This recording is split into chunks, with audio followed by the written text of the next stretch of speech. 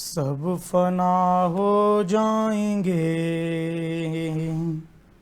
فرش ازا رہ جائے گا. سب فنا ہو جائیں گے، فرش ازا رہ جائے گا. ذکر کی صورت میں ذکر کربلا رہ جائے گا. ذکر کی صورت میں ذکر کربلا رہ جائے گا. شہر میں تبدیل ہوتے گاؤں نے مجھ سے کہا، شہر میں تبدیل ہوتے گاؤں نے مجھ سے کہا. اب میری پہچان کو یہ تازیہ رہ جائے گا. سب فنا ہو جائیں گے، فرش ازا رہ جائے گا. زندگی اور موت میں ایک فاصلہ رہ جائے گا. زندگی اور موت میں ایک فاصلہ رہ جائے گا. مدتوں کے بعد بھی یہ فلسفہ رہ جائے گا.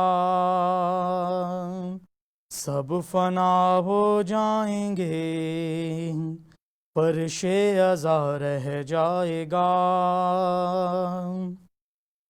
عشق اہل بیت کی ٹھنڈک لحد میں ہو اگر، عشق اہل بیت کی ٹھنڈک لحد میں ہو اگر،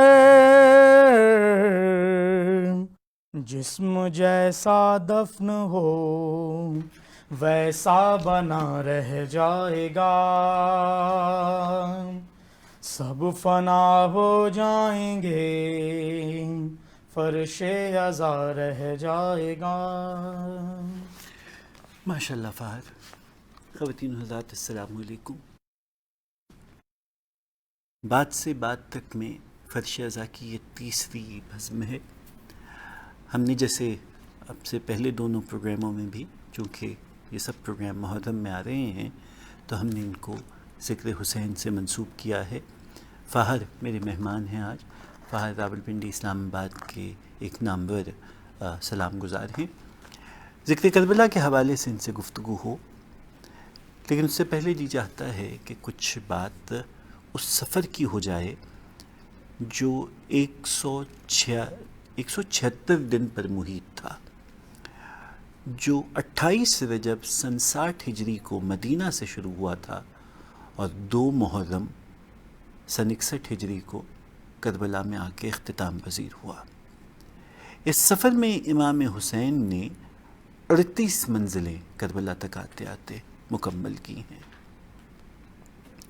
یہ اکتوبر کا مہینہ ہے کہ جس میں امام حسین کربلا میں وارد ہوئے ہیں.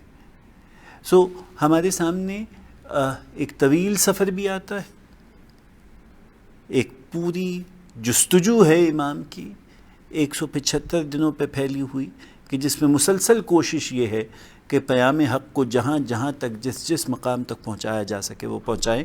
اس لیے کہ یہ ایک بالکل ہی مختلف موضوع ہے کہ امام حسین نے اپنے اس طویل سفر میں جو 38 منزلوں کا ہے، اس میں ہر ایک منزل پہ کوئی نہ کوئی کلام کیا ہے، کوئی نہ کوئی بیان دیا ہے، اور پھر خود ورود کربلا جو 2 محرم کا ہے اس سے لے کر بوقت عصر عاشورہ آپ نے جو خطبے دیے ہیں ان کی نوعیت ہی مختلف ہے. ان میں بہت سے ایسے خطوط ہیں، مثلا آپ نے ورود کربلا کے بعد جو اپنے بھائی محمد حنفیہ کو خط تحریر کیا ہے، وہ شاید دنیا کا کسی بھائی کو لکھا گیا مختصر ترین مکتوب ہو، لیکن مفصل ترین فلسفہ ہو. ایک سطری خط میں امام حسین لکھتے ہیں، والسلام، حسین ابن علی کا مکتوب اپنے بھائی محمد حنفیہ اور بنو ہاشم کے ان افراد کے نام جو مدینہ میں بسے ہیں، آگاہ ہو کہ جیسے دنیا تھی ہی نہیں اور آخرت ہی آخرت ہے. کل یہ خط ہے.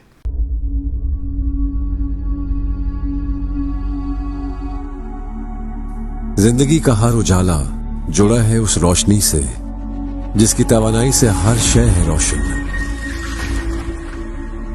جیسے آپ اسکائی الیکٹرک کے ساتھ. اسکائی الیکٹرک ایک ایسا اسمارٹ سولر سسٹم جو نہ صرف سورج سے آپ کے کاروبار اور گھر کے لیے بجلی بنائے بلکہ انٹیلیجنٹلی اسے مینیج اور اسٹور بھی کرے اور اضافی بجلی گرڈ کو فروخت کرے.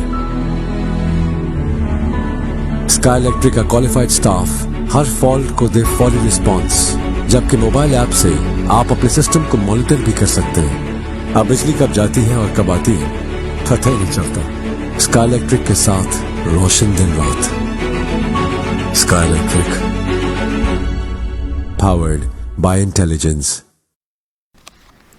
فہد، ہم فلسفہ امام حسین پہ بات کر رہے ہیں. ہم یہ دیکھتے ہیں کہ وہ تمام ہمارے نوجوان کہ جنہیں اللہ نے خوش الہان پیدا کیا ہے، گلا جن کا اچھا ہوتا ہے، وہ عموماً گائکی کا شوق رکھتے ہیں. آپ نے سلام، منقبت، مرثیے، نعت گوئی اس کا انتخاب کیوں کیا؟ جی، سب سے پہلے تو میں آپ کا شکر گزار کہ آپ نے مجھے دعوت دی آج کے جو ہے اس موضوع کے حوالے سے. جی، اس کے اندر سب سے بڑی بات یہ ہے کہ آپ کے گھر کی تربیت، اس میں یہ کہ ولائے علی جو ہے یہ تو بچپن میں ماں کی گود سے یہ آتا ہے، اور ماں کے دودھ کا اثر جو ہے وہ جو ہے بہت اس میں امپورٹنٹ ہے. اور یہ ہوتا ہے کہ ہمارے ہاں جو چھوٹے بچے ہیں وہ عزاداری کے حوالے سے ان کی عمر جو ہے وہ بولنا شروع کرتے ہیں تو وہ یا حسین اور مولا کا ذکر کرنے لگتے ہیں. تو وہ ہمارے لیے ایک سب سے پہلی جو درسگاہ ہے وہ ماں کی گود ہے. تو بس وہ یہی وجہ تھی. میری والدہ خود جو ہے وہ خود بھی ذاکرہ ہیں، ماشاءاللہ مجالس پڑھتی ہیں پنڈی اسلام آباد میں، ہر جگہ پہ انہوں نے پڑھا ہے. تو مجھے سب سے بڑا ان کا ایج حاصل تھا کیونکہ وہ خود ذکر کرتی ہیں. پھر ہمارے لیے جو ہے سب سے بڑا ہمارے عزا خانہ ہے راول پنڈی میں، راول پنڈی شہر میں. بھابڑا بازار ایک جگہ ہے سرافہ بازار کے قریب پنڈی میں. تو وہ ہمارے لیے ایک طرح سے درسگاہ کا حصہ رکھتی ہے کہ وہاں پر بچپن سے تحت اللفظ سے میں نے رباعیات سٹارٹ کی ماشاءاللہ. اور تحت اللفظ سے سٹارٹ کرتے ہوئے وہ شوق پیدا ہوا. اور ذکر امام حسین علیہ السلام میں جو سب سے بڑی چیز یہ ہے کہ آپ جتنا مولا کا ذکر کریں گے اتنا آپ کی آواز کے اندر نکھار پیدا ہوگا اور دل میں بڑا سکون آتا ہے، دل کے اندر سکون پیدا ہوتا ہے. ہم چھوٹی سی ایک بریک لے رہے ہیں اور پھر اس کے بعد فہد نے بہت سی باتوں کا ذکر کیا، عزا خانے کا ذکر کیا ہے، پھر شہزہ کا ذکر کیا، تو اس کو ذرا ایکسپلین کرتے ہیں کہ یہ چیزیں ہیں کیا. ایک چھوٹی سی بریک.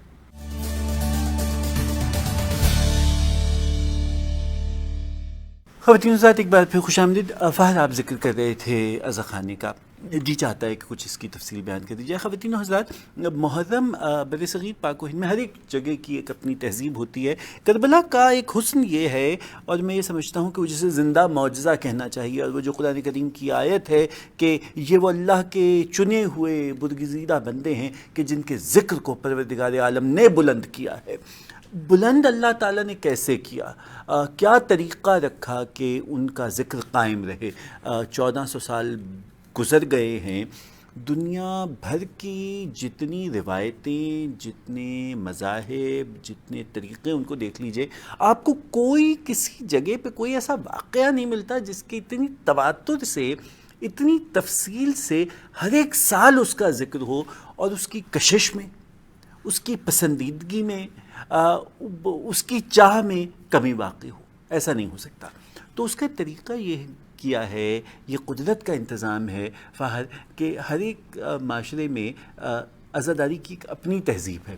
مثلا میں آپ سے بتلاؤں کہ میں اکبر احمد کی کتاب پڑھ رہا تھا، اور ٹو مائی اٹر سرپرائز کتاب نے مجھے بتایا کہ ٹرینیڈاڈ اینڈ ٹوبیگو، کریبین، امریکہ کے قریب ساحلوں کے جزیرے، ماتم حسین وہاں برپا ہوتا ہے. اور وہ نیٹیوز جو ہیں ان کے بارے میں نے اسے ٹریس کرنا شروع کیا. خود اکبر نے بھی اس کے بارے میں لکھا ہے. وہ زندہ معجزوں کی جو بات ہے وہ میں آپ کو بتلا رہا ہوں. حبشہ سے غلام سلیو ٹریڈ میں پہنچائے گئے شوگر کین انڈسٹری کے لیے ٹرینیڈاڈ اینڈ ٹوبیگو، جن کی وہاں ملاقات ہوتی ہے جنگ اودھ کے بعد لکھنؤ سے پکڑے گئے کچھ لوگوں کو جنہیں کالے پانی کی جگہ ٹرینیڈاڈ اینڈ ٹوبیگو بھیجا گیا ہے، اور وہاں زبان سے واقف نہیں ہیں. آخر کو جو کمیونیکیشن دو مختلف تہذیبوں کے لوگوں کی ہوتی ہے، تو بتانے والا جو حبشہ سے آیا ہے وہ یہ کہتا ہے کہ میں اس جگہ کا ہوں کہ جہاں کی شہزادی کو رسول کی بیٹی کی کنیزی میں دے دیا گیا تھا، تو ہم اس کو یاد کرتے ہیں. تو حضرت فضا کے شہر کے لوگ ہیں. اور یہ جو اودھ سے گئے ہیں یہ بتاتے ہیں ہم وہاں سے آئے ہیں کہ جہاں کا بادشاہ سارے سال شہر کو اس لیے آراستہ کرتا تھا کہ لکھنؤ میں محرم آئے گا. سو انہوں نے ایک اپنی وہاں پر عزاداری کی روایت شروع کی، اور جس میں ڈانس کا ایلیمنٹ بھی ہے، جس میں ڈھول تاشے بھی ہیں. پھر ہم آتے ہیں مڈل ایسٹ میں، تو ہم نے دیکھا کہ وہاں تمثیل نگاری بہت ہے، وہ ڈرامائی انداز میں پیش کرتے ہیں. ایران کا اپنا محرم ہے. اور پھر ہماری تہذیب میں وہ عزاخانوں کا رنگ ہے کہ جہاں علم گھروں میں سجائے جاتے ہیں. آپ نے ماشاءاللہ ذکر کیا بھابڑا بازار کے اپنے عزاخانے کا، بہت مقبول امام بارگاہ ہے وہ، اور عزاخانہ ہے. مجھے یہ بتلائیے کہ عزاخانوں کی ترتیب کیا ہوتی ہے، کیسے ان کو سجایا جاتا ہے، اور صرف سجا لیا جاتا ہے یا پھر اس کے بعد ان کی تکریم، ان کی تہذیب میں ان کی عزت اور جو ان کی حرمت کا خیال رکھا جاتا ہے وہ کیا ہوتا ہے؟ اس میں جو سب سے اہم چیز ہے کہ عزاخانے، کیونکہ اہل بیت خاص طور پہ پاک ہیں سب سے پہلے، اور پاک ہستیاں ہیں، ان کا ذکر پاک ہے. تو جب ان کے نام سے کوئی چیز منسوب ہوگی تو سب سے پہلے پاکیزگی کا بہت خیال رکھنا ہے. سب سے پہلا یہ پوائنٹ، بے وضو نہیں رہنا، ننگے پاؤں نہیں جانا، اور کسی بھی مطلب اور چیز میں آپ نے، لیکن آپ نے پاکیزگی سب سے پہلے رکھنی ہے. پاکیزگی کے بعد آپ نے جو ہے پراپر کرنے کے بعد پھر آپ نے صفائی ستھرائی کا، روشنی کا انتظام، اور عزاخانے کو سجانا. اور پھر سب سے پہلے صفائی ستھرائی، اور اس کے بعد پھر ہمارے ہاں ایک ٹریڈیشن ہے جو کہ علم سجنا، علم کو سجانا. علم کو سجانے کے لیے باقاعدہ اس کو پراپر پریس کرنا، جس طرح آپ اپنے کپڑے پریس کرتے ہیں، پورا اہتمام کرنا. وہ نارملی ایک دن پہلے، مطلب ایام عزا جب آتا ہے، کل کے دن سے سٹارٹ ہو جائے گا. تو بیسکلی وہ بہت زیادہ ضروری ہے. اس میں اس کا مکمل طور پہ اہتمام کرنا، علم سجانا، اور پھر اس کا 2.25 مہینہ اس کا خیال رکھنا، دیکھنا کوئی چیز کم تو نہیں ہے. اس میں ہمارے ہاں ایک اور ٹریڈیشن ہے کہ ہم پھول سجا دیتے ہیں تاکہ وہ اور وہ تازہ ہونی چاہیے، کسی صورت میں مرجھایا ہوا پھول نہ ہو اور اس کی پتیاں نہ گریں. اچھا، یہ تہذیب ہم نے اپنے گھروں میں یہ جو رکھا ہے، اس کا بھی میں سوچتا ہوں فہد کہ کتنی کمال کی ہماری مائیں، ہماری دادیاں، ہماری نانیاں تھیں کہ مطلب یہ جو ہم بچوں کو انہوں نے کہ پھول چن لو، اس کو کھا لو، اس کو گرانا مت. اب بظاہر اس کی کوئی ریلیجس سگنیفیکنس نہیں ہے، لیکن وہ دماغ میں یہ بٹھا رہے ہیں کہ اگر آج یہ اس گری ہوئی پتی کی حرمت کا خیال رکھے گا تو اس کو پتہ چلے گا کہ یہ علم کس سے منسوب ہے اور وہ کتنی باکمال ہستی ہے، اور اس کا احترام کتنا کرنا ہے، کہ جس سے اگر ایک عام پھول جس نے خاک ہو جانا ہے، فنا ہو جانا ہے، وہ اگر حسین کے نام سے منسوب ہو گیا تو اس کی بھی تکریم بہت زیادہ ہے. بہن ہی بالکل اسی طرح سے ہے کہ کپڑا تو کپڑا ہے عام، لیکن اگر خانہ خدا کا غلاف بن جائے تو جو غلاف کعبہ کی حرمت ہے، کپڑا ہوتے ہوئے بھی جو اس کی حرمت ہے، بہن ہی اسی طرح سے حرمتوں کا کمال ہے. کوئی ایک اگر کلام عطا ہو تو. سجاد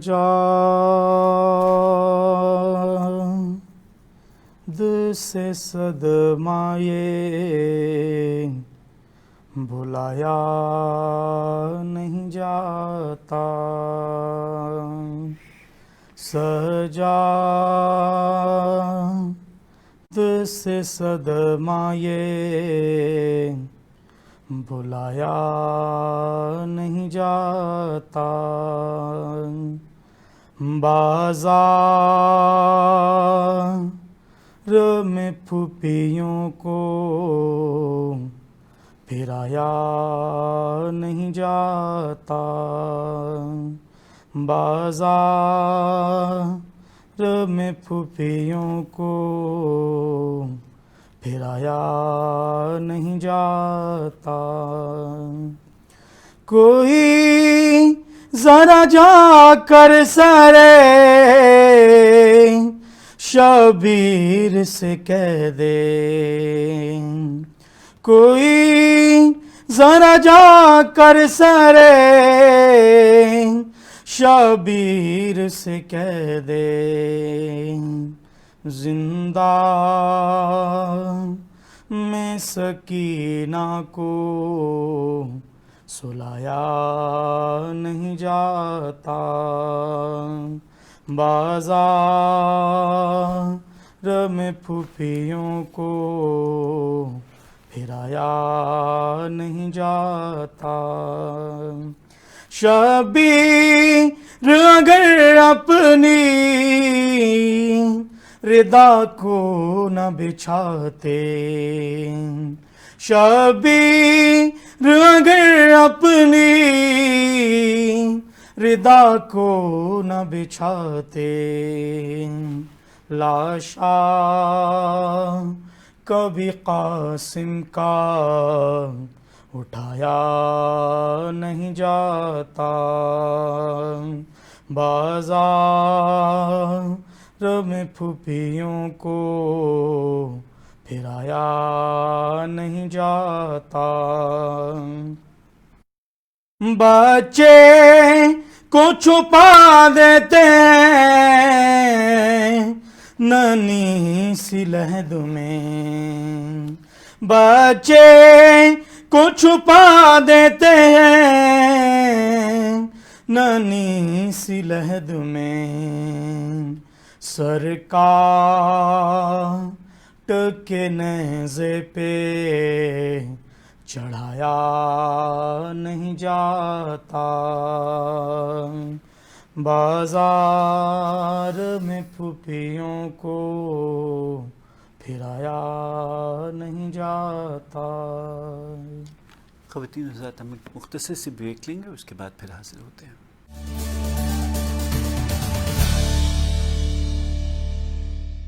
ایک بار پھر خوش آمدید. فہد, ماشاءاللہ اتنا اچھا کلام آپ نے سنایا ہے.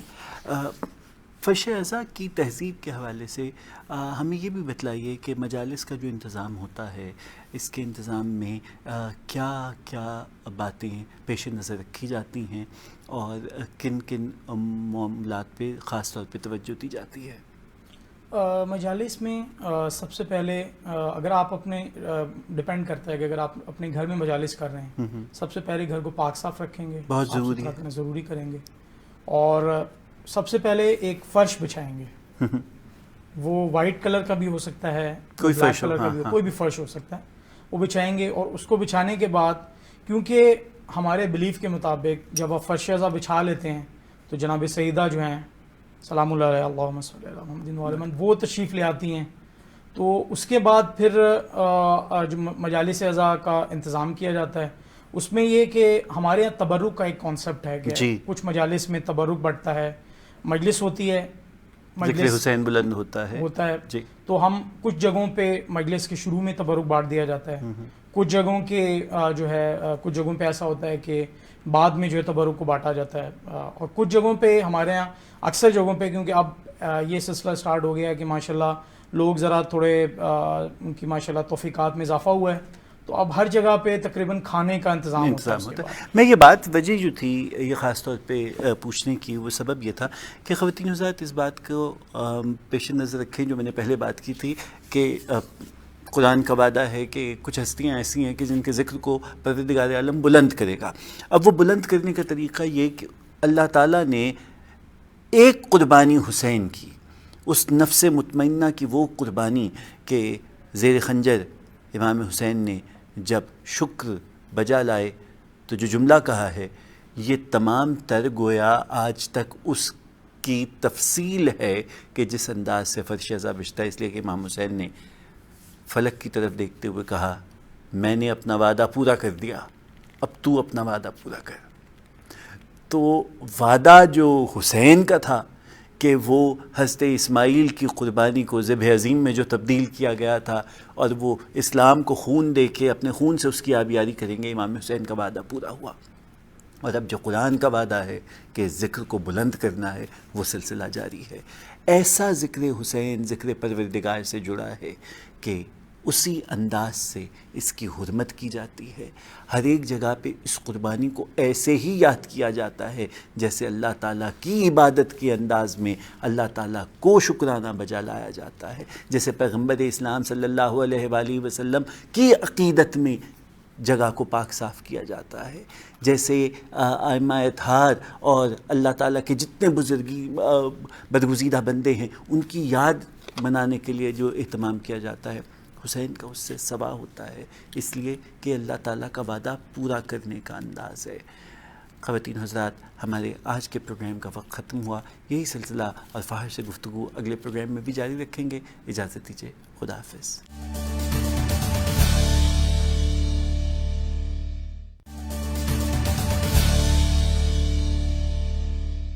سب فنا ہو جائیں گے، فرش عزا رہ جائے گا، سب